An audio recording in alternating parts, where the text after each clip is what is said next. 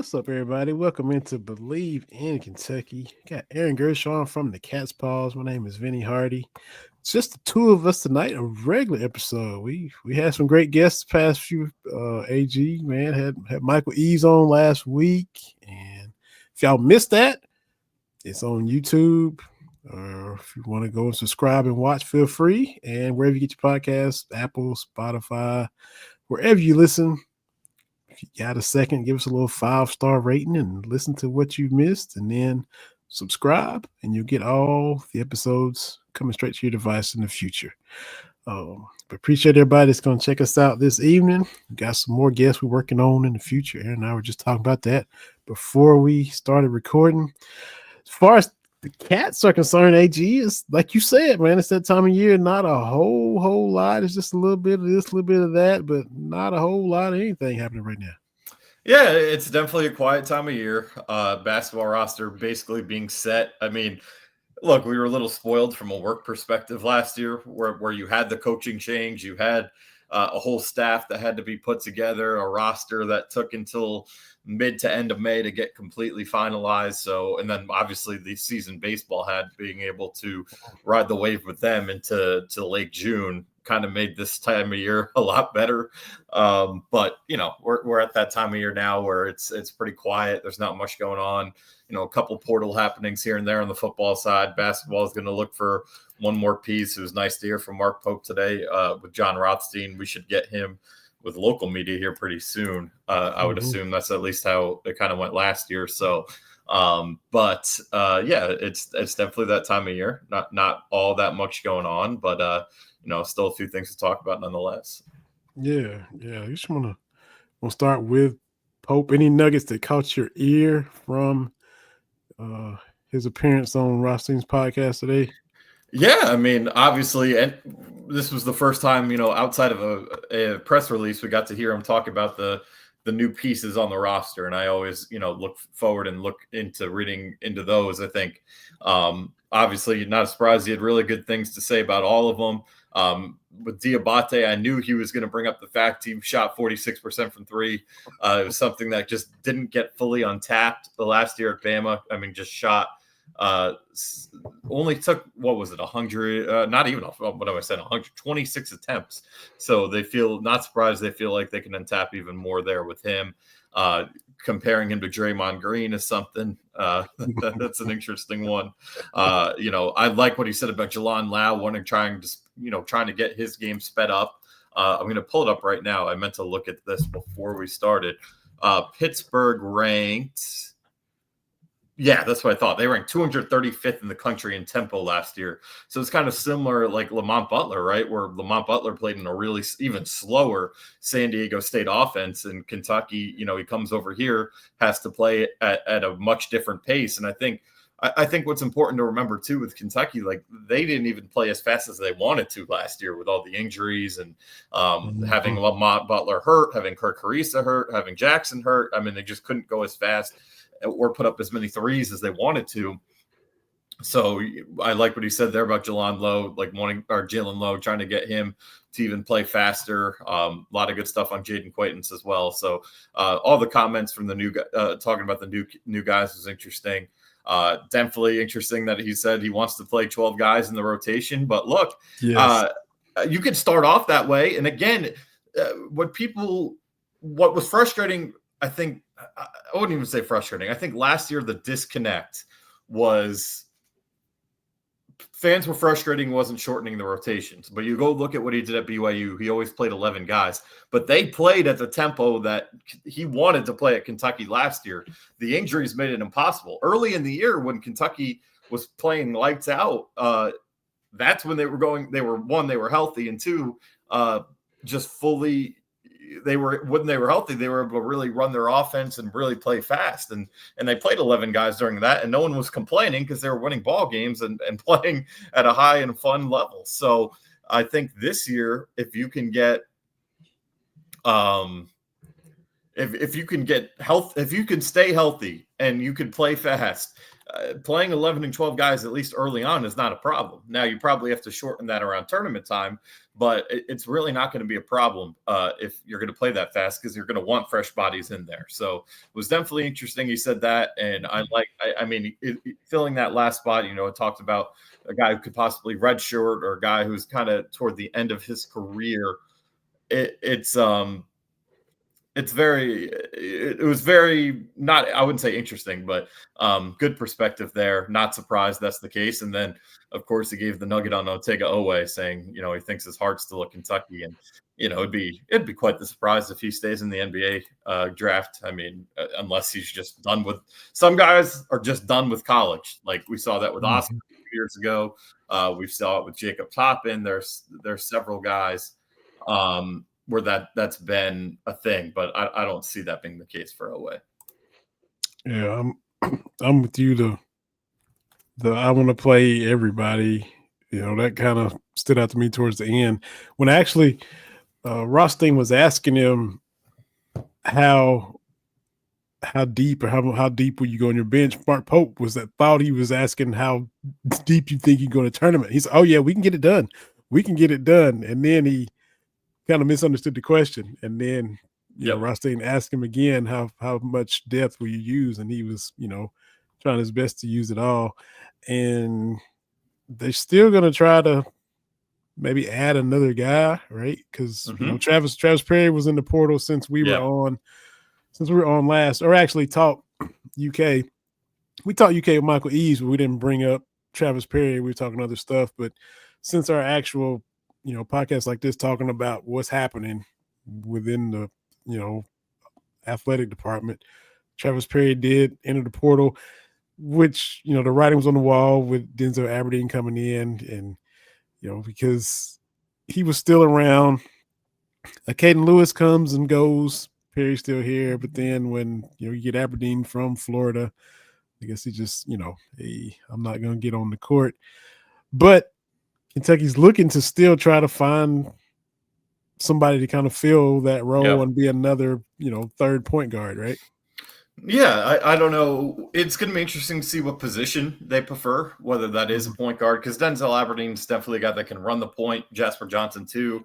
I think Mhm. they're kind of, it's interesting how they only have one like full-time point guard on the roster, but they have belief in a lot of different guys to bring the ball up. So, and Aberdeen has the point guard experience, so they feel pretty good about that. I do wonder if they even, if they do prioritize a position, what is it?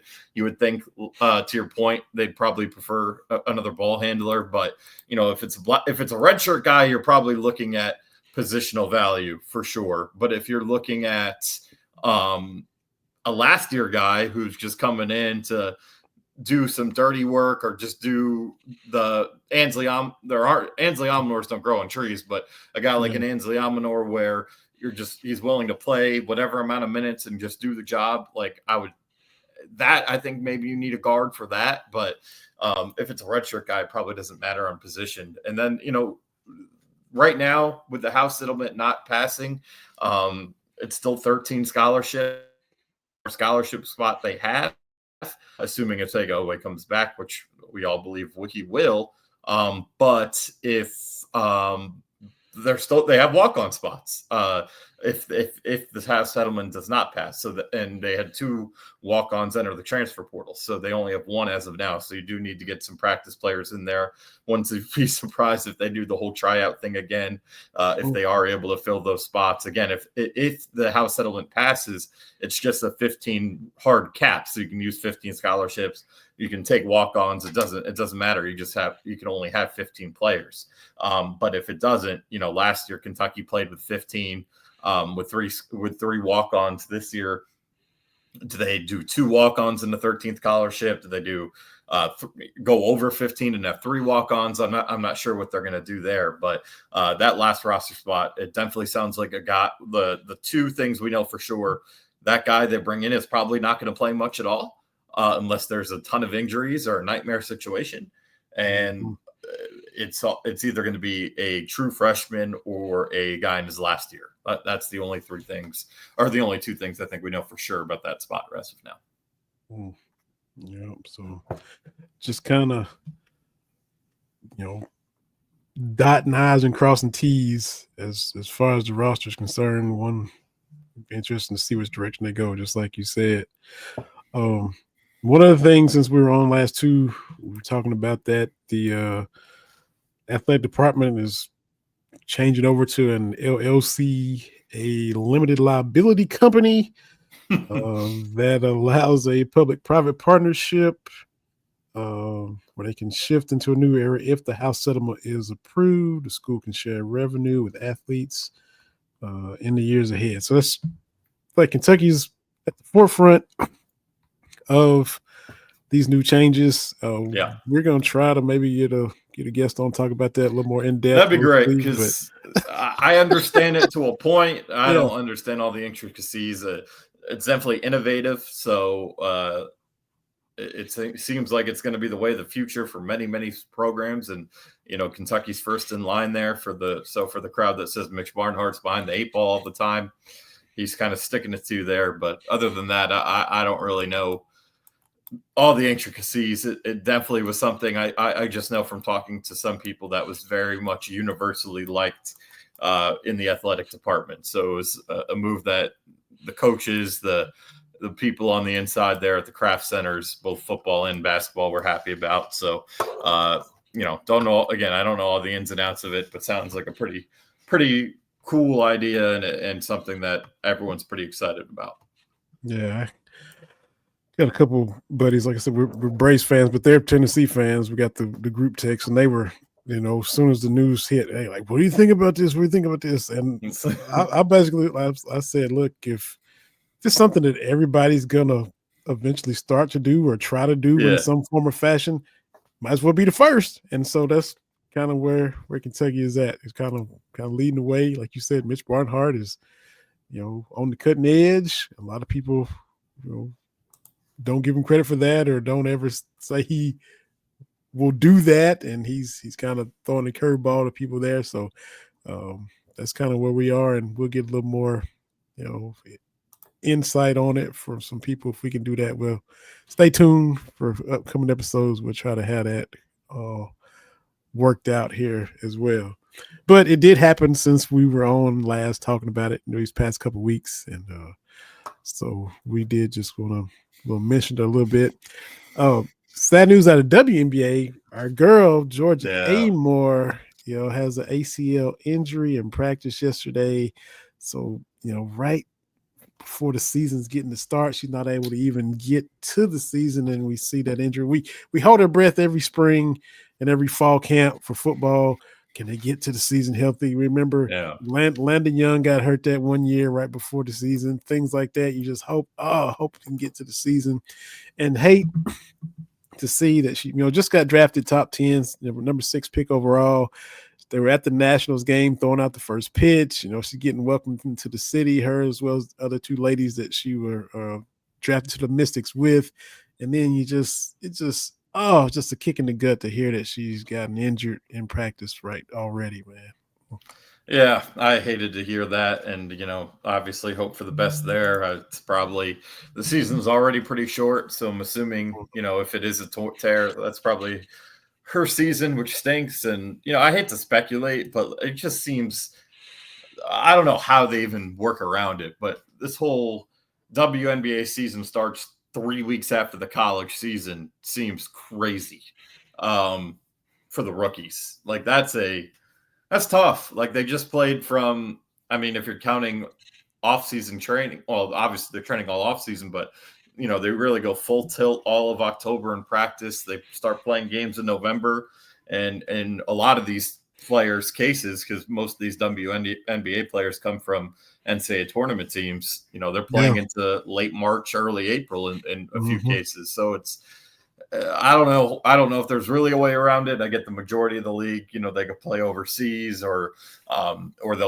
lot of them like Ryan Howard are coaching. Like I think she's coaching at Florida. Some of them do TV, whatever it may be. So, I understand, one, you don't want it to overlap with the NBA, and then you have to have, I'm no WNBA expert by any means, but it just seems it's like I feel like she's not the first that's had that. Like the calendar's brutal. I mean, they just finished this season a month ago, and Yeah. I'm sure there had to be some. I guess there's not really pre WNBA workouts like there's the NBA, but you have to think, knowing the season's coming up, like you're staying in shape, you're still pushing it, and it's the longest season of your life if you're a WNBA player, right? Because you jump right back into it, being a rookie in the WNBA. That is so. Mhm. I hate it for her. I'm not blaming that schedule, of course, but just for as a talking point, I think it's reasonable to speculate if that might have had something to do with it. And had they not got upset by Kansas State, her season would have been even longer at Exactly, Kentucky. man. Yeah, I mean, You look, think about Caitlin Clark. I Caitlin was about Clark's to in the say, Final Four, and yes, then gets drafted in the end of the season. It's like yeah, it Paige was, Becker, same thing, and those two yeah. girls going 1-1 and being the superstars they are. Not only are they suiting up and going right back at it, but like the expectations of the world are on their shoulders to be Mhm. the faces of the league like a month and a half after they finish their college. Like it's just, again, I get it. Like I get why they do it that way. It's just I'd be so frustrated if I were a rookie, because it's like, I mean, man, like there's not much time to recover the body at all, and everyone else gets that time. Yeah, for sure. And it's, I guess, with the, like you mentioned, with the NBA, as far as sharing an arena, there's Right. venues and concerts, and you got the monster trucks there when the team's on the road trip and Yep. all that kind of stuff. So you got to that be another extra dynamic. Um, so yeah, I guess they kind of got to hit the summer when they have the dates, but yeah, just to not have any time to rest or recuperate like that is definitely rough. Like you mentioned, it's the longest season of your life, and it's your first one. And if you look, I mean, how Caitlin Clark didn't set the world on fire as soon as she went Yeah, to the she hit Fever. it up later in the year. Yeah, and she had to. I think they even had a break for the Olympics last year too, Yeah, they did have a longer layoff. Yep. and then Yep. she kind of okay. Then you saw her getting a feel for the league, saw her kind of, you know, putting up numbers, and now Yes. I think they had a coaching change too, because apparently that coach Yes. wasn't really clicking.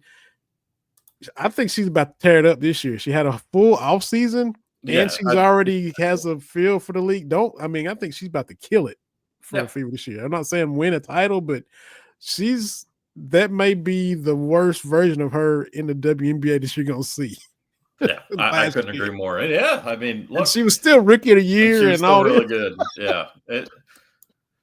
Yeah, it's an underratedly tough transition.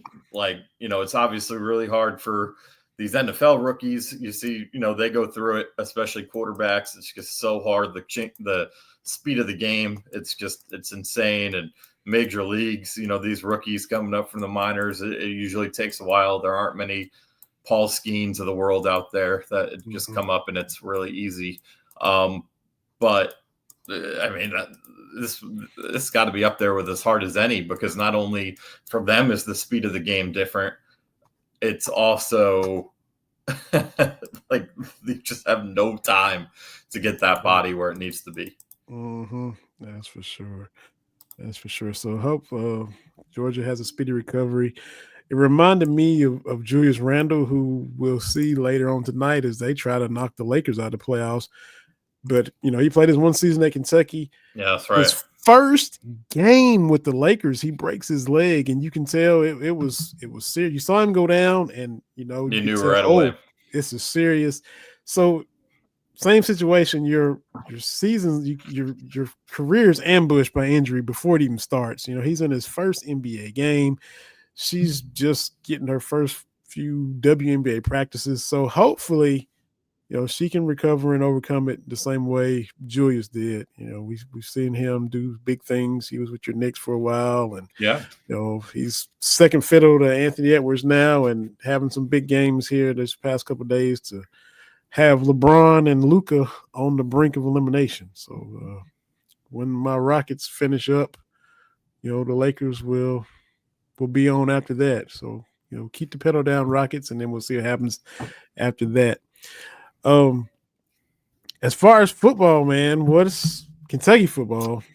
What do we? You mentioned True Edwards before we started, and Yeah, that what's going on with where the team is right now since spring practice is over and all that. Yeah, finally got some closure on the True Edwards situation. That, of course, was the wide receiver from Louisiana Tech, who, with the JUCO ruling, Kentucky thought there was possibly a path there for eligibility. It's a guy who was first team All CUSA last season, guy who's would have been a seventh year in college, but they thought, the Diego Pavia ruling with the JUCO, like maybe there was a path.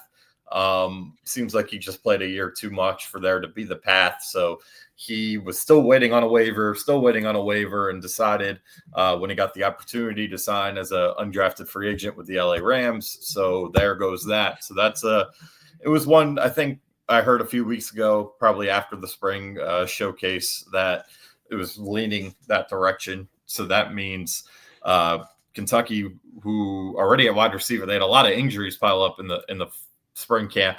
There's no update on any of those, if they're severe or not. Fred Ferrier, DJ Miller, the freshman who is like a big X, who's making jump ball contested catches at the open practice that we were allowed to go to there back in early April. JJ Hester, the transfer from Oklahoma, was also at Missouri. He's a guy that's been really plagued by injuries his whole college career.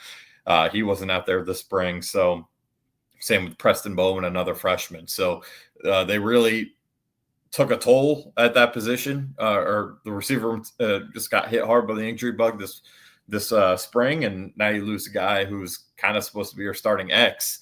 That's obviously not ideal. So Kentucky, they brought back Hardly Gilmore. Kendrick Law did have a really good spring. He's probably going to play in the slot. You have Jamori Macklin, who's going to move back outside where he's more comfortable.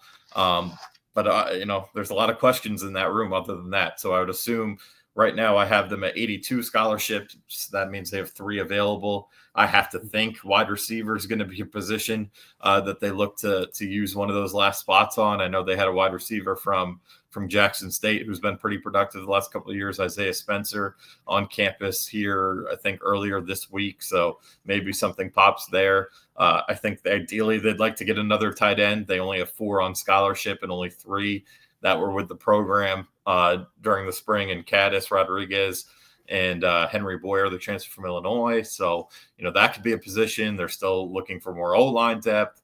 But, I don't know if we talked about on here or not. The one position I just can't believe they haven't made any effort. And I get that, it's already a position that's hard to get in the portal because it's such a hot commodity. And there aren't many that really pop this time of year just because they all went for pretty big money in the fall, or excuse me, in the winter. But inside linebacker to me is just like a glaring hole on this roster. Like Alex Safari, as nice of a player as he is, and he's made a lot of nice plays throughout the year. He's instinctive, he's selfless, he puts his head down and works. You never hear him as an issue in the locker room. He's never transferred on you when he was a pretty high profile player, probably can get some money going elsewhere. That's never been a thing for him, but he struggled on the ball at the off-ball linebacker last year. He just did. And maybe a whole offseason to train where he knows that's his position will do him good. He's super athletic and instinctive, so I'm not going to count him out, but he's kind of your top middle linebacker or top inside backer right now. And I think having a question mark in the SEC at that position be your number one guy is a dangerous proposition. And then you have Davian Rayner, who came in, who decided 3 games in the last year to redshirt, wanting to put on weight. He admitted in the spring he kind of thought about transferring after all that. He didn't, but he still didn't, like, to me at least, it didn't look like he added that much weight that was going to help him. Grant Godfrey was once a 4-star guy. Hasn't really happened yet for him. Maybe this is the year, who knows? And then, Landon Watson, a transfer from Marshall they bring in, but, how much is he going to make an impact in the SEC? And then other than that, you have guys who were redshirt freshmen last year, or I think in Antoine Smith case, a guy who was a special teamer last year. So there's very little depth in that room.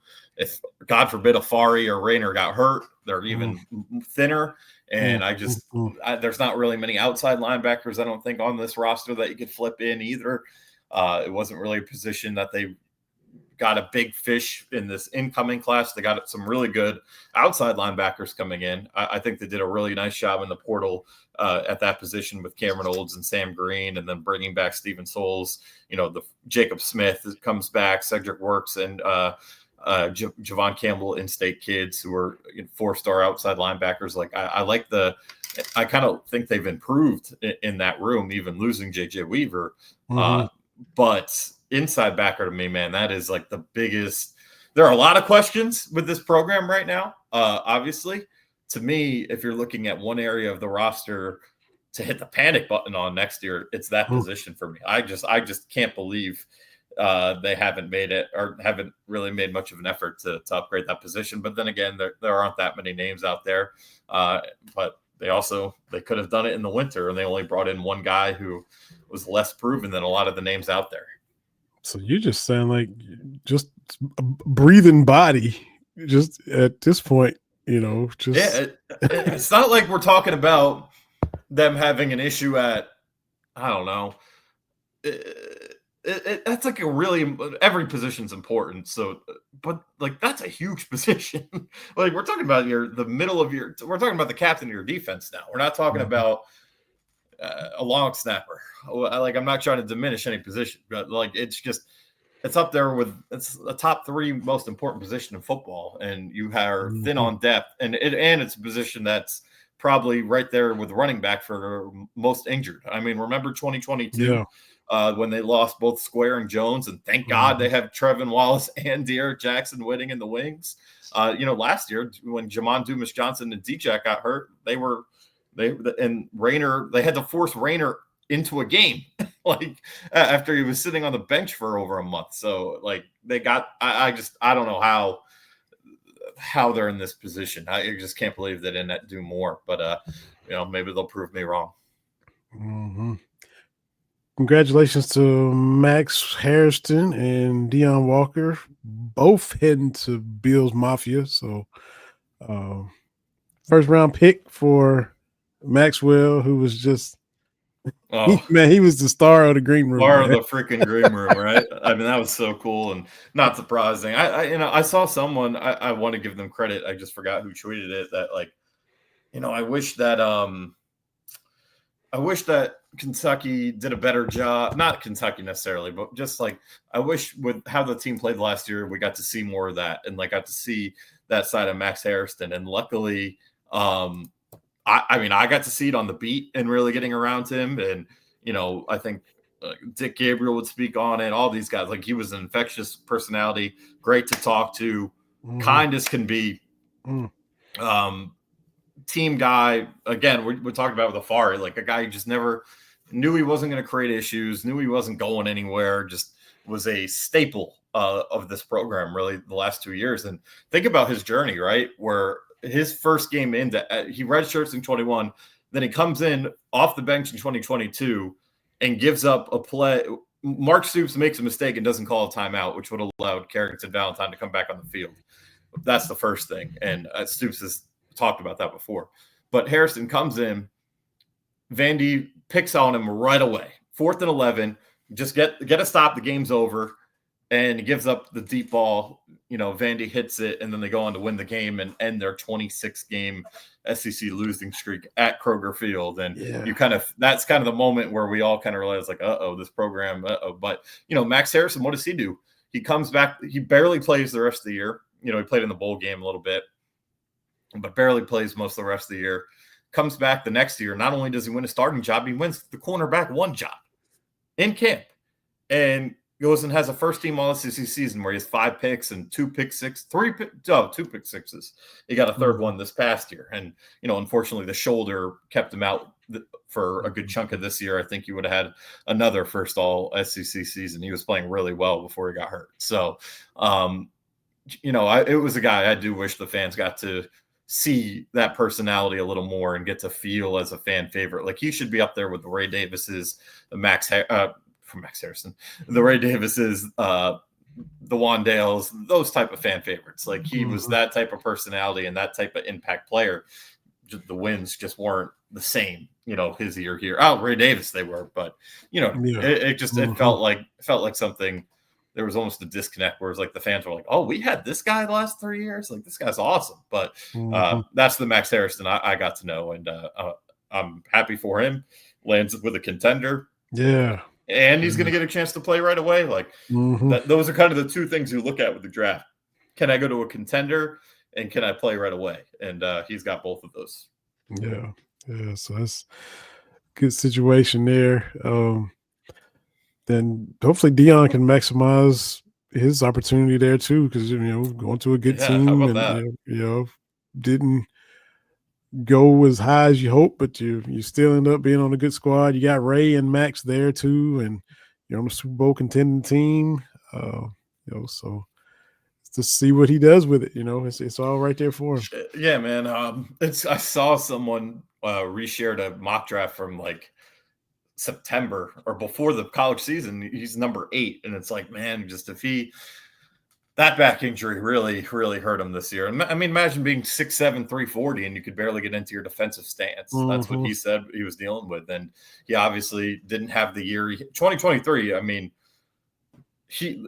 I talked about it with scouts up there in the box. Like he looked like Dexter freaking Lawrence out there. I mean, just fast at that size. Able to get in the backfield, play 3 tech, 1 tech, you name it. Just a guy that wrecked games. I mean, one game he'll never get the credit for it because they lost, but like go watch him against South Carolina in 23 and what he did down there in Columbia. Like he was in the backfield every single play, just a menace in that game and so many games that year, going and laying out the tight ends against Florida. He's a hell of a player, and we'll see if the back is ever the same. I hope it is. If it is, I Yeah. think Buffalo might have got a steal there. Mhm. If it isn't, it stinks. But Dion's another kid. I spent time with him one-on-one last summer for our cover story for the yearbook. So kid I appreciate and definitely wish the best, and really cool to have that him and Max both being from Detroit. Yeah.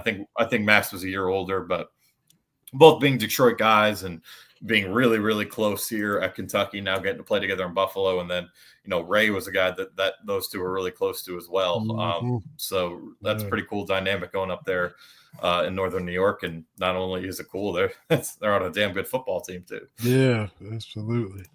Absolutely. Um, you flip it over to your Giants. Lawrence Taylor keeping the 56 retired. You with Yeah, that? good. Yeah, I'm with that. I love it from Abdul Carter. Like, why not? Like, Uh-huh. I love the fearlessness. If you're gonna go ask the scariest man alive to wear your number, like, what else? What could you be afraid of? So, that's kind of the theme with the draft. The Giants kind of drafted some psycho competitors, which I'm all for. Like Cam Scatteraboo is just a monster. Jackson Dart, you saw the hits he would take in college. There's no fear in that guy. So, I kind of like the edginess that they brought in with this class. But yeah, no, rightfully so of Lawrence Taylor to hold on to his 56, and hopefully Abdul Carter can create a legacy that's half as good as that. Because if he does, that's a pretty good pick. Yeah, that's for sure. And congratulations to Zion Childers getting a free Yep. deal with my Cowboys. Yeah. So, And he's oh, a Texas kid, so he gets to go home mhm, for that too. and he's a thumper, and hopefully he Yeah. can carve out a niche for himself. Yeah. They Pop seem to. Johnson went to the Green Bay, right? Yeah, that one was a little surprising. He didn't get taken. I just Mm-hmm. think I didn't look. I thought 6th, 7th round. I wasn't thinking. Well, we could talk about the real draft side in a second if we want. That the whole world's talking about. But I didn't think. I thought 6th or 7th round. I mean, you're talking about a guy who was a first-team All-American for the national champions. No.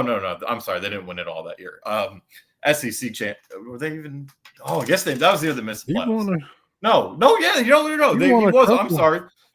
He won 2 national champions. He was first team Mm-hmm. All American in 22. Mm-hmm. Yeah, my fault. Yeah. Mm-hmm. So that was they were the national champions that year. So first team All American, starting middle linebacker for your national champions, and he also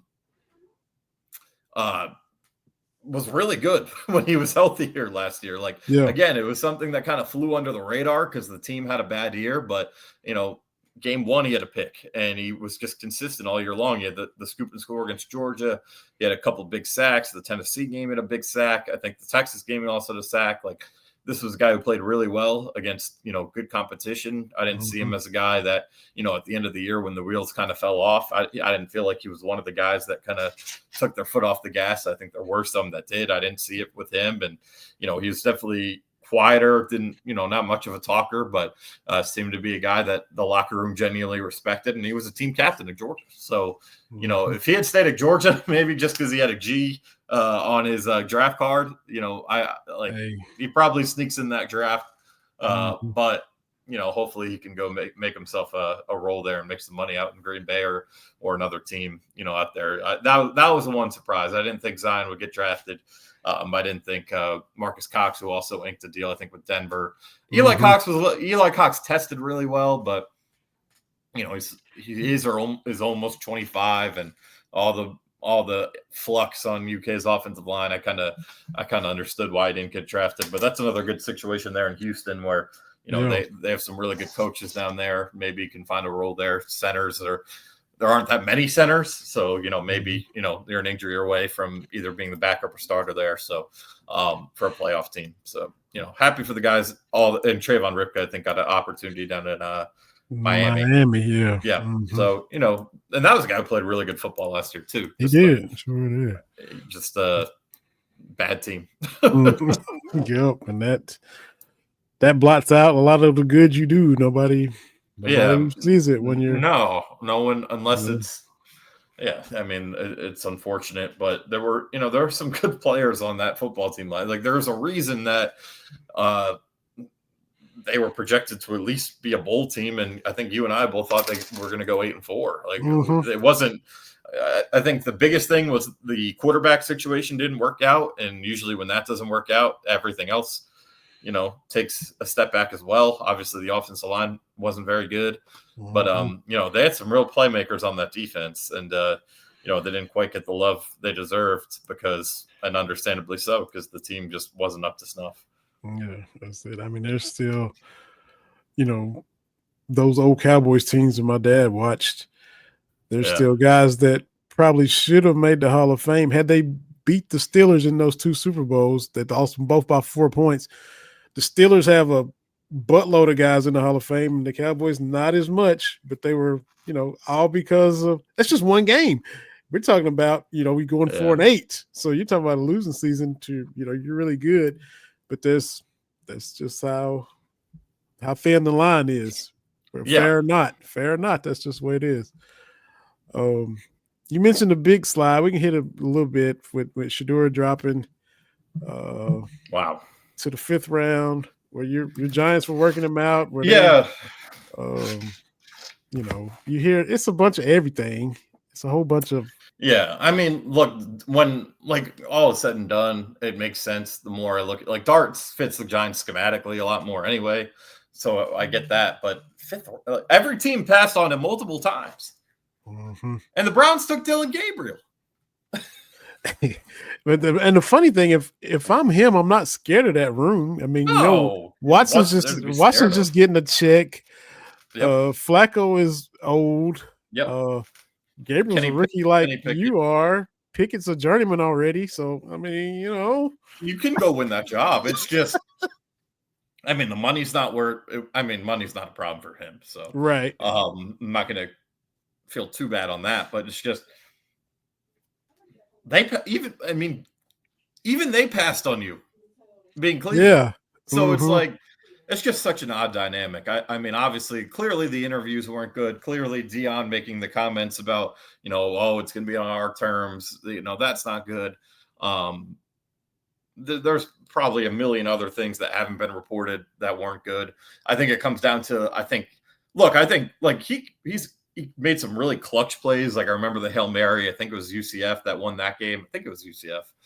Can check if I'm wrong on that. But, he made some really clutch plays.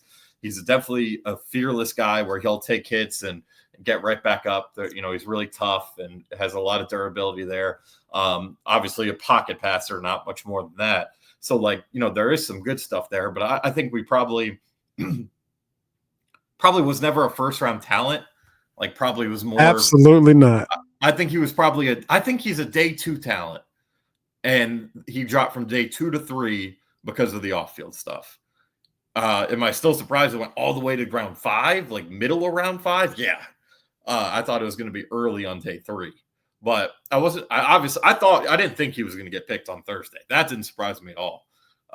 Especially like Pittsburgh is like them taking Aaron Rodgers is out of their character because they just don't take those type of players who make a scene. Like there's a reason that George Pickens is going to be on the way out of there any minute now. Like, and they went out and got DK Metcalf, who absolutely has his moments, but definitely more mature than that. So it's just, it's well, once you're not a first rounder, once you're not a first rounder, nobody feels any pressure to, nobody's going to get you in the second if they don't feel you're first. And then it just continues on from there. And if he's not his dad. If he was his dad athletically, he'd be Lamar Jackson. And if then he was his dad athletically, he would be going 1-1. Right. And it wouldn't matter what happens off the field as long as he's not in legal trouble. Yeah. Like Lamar is Dion at quarterback as far as the speed and just being that much better than everybody else. And Shedeur wasn't that. No. As far as Dion talking and, is he being involved? Well, yeah. Well, so, Archie was involved with Eli. That's why your Giants got him instead of the Chargers, so is the dad jumping in there? Yeah, maybe Dion didn't play it right by saying he's going to be a first rounder. They maybe got over their skis as far as that's concerned. So it's a whole bunch of everything. It's a lot of factors, like you said, and it culminated into what it was, and it was, and then getting prank called by Ulbrich, which is just ridiculous. Oh, that was terrible. Man. Yeah, all the prank call stuff was terrible. And, look, I don't wish that on him at all. The fall didn't, it shocked me how long it went. It just didn't, and I still can't believe it. I get that he can win that job, but like Cleveland, what are you thinking if you're Dylan Gabriel?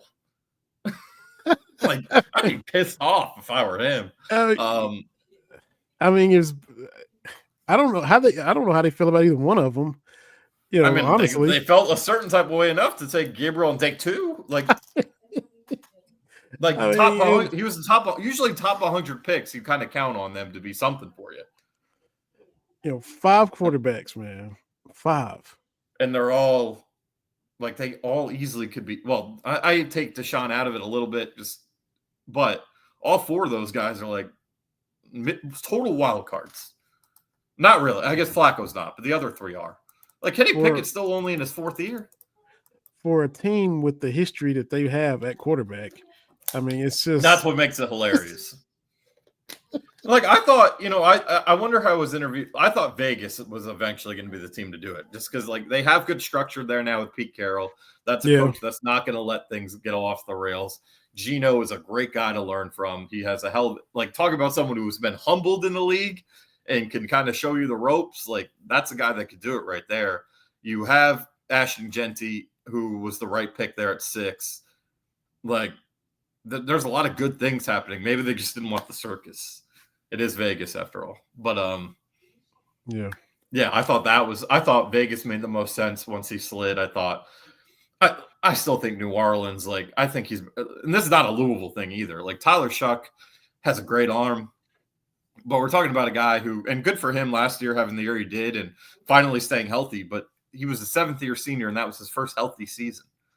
This is a guy who was backing up Justin Herbert and supposed to be his predecessor and wasn't able to do that because he couldn't stay healthy. Like, there are real durability things there, and New Orleans took him in a spot at 40 with a guy with Derek Carr hurt. Like, that could be your starter week 1. Like, I would have rather have had Shedeur than Tyler Shuck. I would have. And same with Dylan Gabriel, I think. I think Milroe is kind of the one in this draft where, like, he's either a boom or bust. Like, there's more likely than not he'll bust, but, like, he has the speed and the arm talent where if he were to somehow put it together, he could be really, really good. And he's worth the flyer in the 3rd round for a team like Seattle who has Sam Darnold there. But I would have taken – I would have had Shedeur as my 4th – I think probably my 4th quarterback in this draft behind – Milroe, Dart, and Cam. No. Last thing, man, who's winning the Derby? We got this. Yeah, The eyes of the world are on our state yeah, this it's hard. weekend. Yeah, journalism, that's a pretty good name, but he's the favorite. So it's kind of like you don't want to take the favorite. Again, I'm not, we were talking before the show, neither of us are horse experts by any means, but what wouldn't surprise me just knowing the history of this man is Bob Baffert's back in the dance this year, right? This is his first year back from the Yeah. suspension. Hmm. So let's go with Rodriguez, who is he has two horses. That's one of them, and that's the one he's 12-1. So let's go with that because I love a good comeback slash Ooh. stick it to you story. Ooh. Okay. I'm I'm gonna roll with the big dog. I'm gonna say journalism is up to the hype. It's just all I've heard, and he's supposedly big but nimble, and the eighth post is not that crazy. So I'm gonna go out on the big favorite limb and go journalism. I love it. Love it. Good stuff, y'all. This has been our little odds and ends episode, and we'll be back next week and see what happens between now and then. We'll talk about who wins the Derby. Journalism do what journalism is supposed to do, or we get knocked off. We shall see. Yeah. All that and a whole lot more next week on Believe in Kentucky. Aaron, appreciate you. My name is Vinny Hardy. I check Aaron out on the Cat's Paws each and every week, and we'll be back this time next week with another episode of Believe in Kentucky on the Believe Network.